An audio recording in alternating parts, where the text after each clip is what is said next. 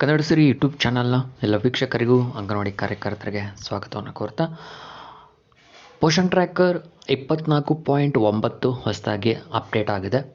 ಈ ಅಪ್ಡೇಟ್ ಆಗಿರೋ ವರ್ಷನ್ನಲ್ಲಿ ಏನು ಹೊಸ ವಿಷಯಗಳನ್ನು ಒಳಗೊಂಡಿದೆ ಅಂಥೇಳಿ ನೋಡೋದಾದರೆ, ಒಂದನೇದಾಗಿ ನವೀಕರಣ ಫಲಾನುಭವಿ ಪರದೆಯನ್ನು ನವೀಕರಿಸಲಾಗಿದೆ ಅನ್ನುವಂಥದ್ದು. ಎರಡನೇದಾಗಿ KYC ಸಮಯದಲ್ಲಿ ಮೇರಿ ಪಹಚಾನ್ ಪರದೆ ವಿಳಂಬವನ್ನು ಸರಿಪಡಿಸಲಾಗಿದೆ. ಮೂರನೇದಾಗಿ FRS ಪ್ರಕ್ರಿಯೆಗಳ ಸಮಯದಲ್ಲಿ ಕ್ಯಾಮ್ರಾಗೆ ಸಂಬಂಧಿಸಿದ ಸಣ್ಣ ದೋಷಗಳನ್ನು ಸರಿಪಡಿಸಲಾಗಿದೆ. ನಾಲ್ಕನೇದಾಗಿ API ಕರೆಗಳು ಅತ್ಯುತ್ತಮವಾಗಿಸಲಾಗಿದೆ. ಐದನೇದಾಗಿ ಉತ್ತಮ ಬಳಕೆದಾರ ಅನುಭವಕ್ಕಾಗಿ ಅಪ್ಲಿಕೇಶನ್ ಕೋಡನ್ನು ಅತ್ಯುತ್ತಮವಾಗಿಸಲಾಗಿದೆ. ಈ ರೀತಿಯಾಗಿ 5 ಹೊಸ ವಿಷಯಗಳನ್ನು ಪೋಷಣ್ ಟ್ರ್ಯಾಕರ್ 24.9ರಲ್ಲಿ ಅಪ್ಡೇಟನ್ನು ಮಾಡಿದ್ದಾರೆ. ಅದು ಏನೇನು ಅಪ್ಡೇಟ್ ಆಗಿದೆ ಅಂಥೇಳಿ ನಾವು ಮೊದಲು ಅಪ್ಡೇಟನ್ನು ಮಾಡಿಕೊಂಡು ಲಾಗಿನ್ ಮಾಡಿಕೊಂಡು ಅದರಲ್ಲಿ ಏನೇನಾಗಿದೆ ಅನ್ನೋ ವಿಷಯವನ್ನು ತಿಳ್ಕೊಳ್ಳೋಣ ಬನ್ನಿ.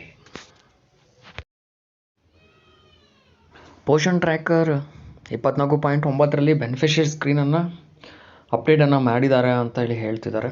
ಇಲ್ಲಿ ಯಾವ ರೀತಿಯಾಗಿ ಬದಲಾವಣೆ ಆಗಿದೆ ಅನ್ನೋದು ನೋಡಬೇಕಾಗಿದೆ. ಸ್ಕ್ರೀನ್ ಮಾತ್ರ ಬೆನಿಫಿಷರಿದು ಹೇಗಿತ್ತು ಮೊದಲು ಅದೇ ಥರನೇ ಇದೆ.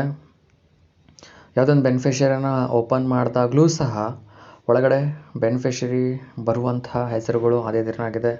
ಹೆಸರು ಮೇಲೆ ಕ್ಲಿಕ್ಕನ್ನು ಮಾಡಿದಾಗಲೂ ಒಳಗಡೆ ಅದೇ ಥರನಾಗಿದೆ. ಇಲ್ಲಿ ಏನು ಹೊಸದಾಗಿ ಅಪ್ಡೇಟ್ ಮಾಡಿದ್ದಾರೆ ಅನ್ನೋಂಥದ್ದು ನೋಡ್ಕೋಬೇಕಾಗಿರುವಂಥದ್ದು.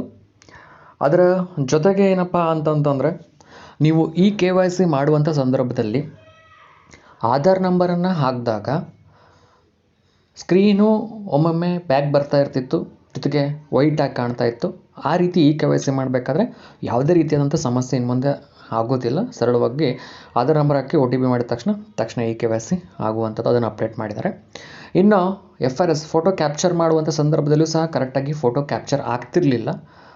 ಆ ಫೋಟೋ ಕ್ಯಾಪ್ಚರ್ ಆಗುವಂಥದ್ದನ್ನು ಸಹ ಯಾವುದೇ ಸಮಸ್ಯೆ ಆಗದ ರೀತಿಯಲ್ಲಿ ಸರಿಯನ್ನು ಮಾಡಿದ್ದಾರೆ. ಒಂದು ಸರಿ ನೀವು KYCಯನ್ನು ಯಾರಾದರೂ ಬಾಕಿ ಉಳಿಸಿದ್ರೆ KYC ಮಾಡುವಂಥ ಸಂದರ್ಭದಲ್ಲಿ ನೋಡಿ ಆಧಾರ್ ನಂಬರ್ ಹಾಕಿ OTP ಹಾಕಿದ ತಕ್ಷಣ ಯಾವುದೇ ಸಮಸ್ಯೆ ಆಗಲಾರ್ದೇ KYC ಆಗುತ್ತೆ. ಅದರ ಜೊತೆ ಫೋಟೋ ಕ್ಯಾಪ್ಚರ್ ಸಮಸ್ಯೆನೂ ಕ್ಲಿಯರ್ ಆಗುತ್ತೆ. ಇದಿಷ್ಟು ಪೋಷಣ್ ಟ್ರ್ಯಾಕರು 24.9ರಲ್ಲಿ ಅಪ್ಡೇಟ್ ಆಗಿರುವಂಥ ಇನ್ನೊಂದು API ಮತ್ತು ಏನು ಸಮಸ್ಯೆಗಳಿರ್ತದೆ ಸಣ್ಣಪುಟ್ಟ ಅದನ್ನು ಸರಿ ಮಾಡಿದ್ದಾರೆ ಅಂತ ಹೇಳಿದ್ದಾರೆ. ಹೊಸದಾಗಿ ಯಾವುದೇ ವಿಷಯ ಇಲ್ಲಿ ಅಪ್ಡೇಟ್ ಆಗಿಲ್ಲ.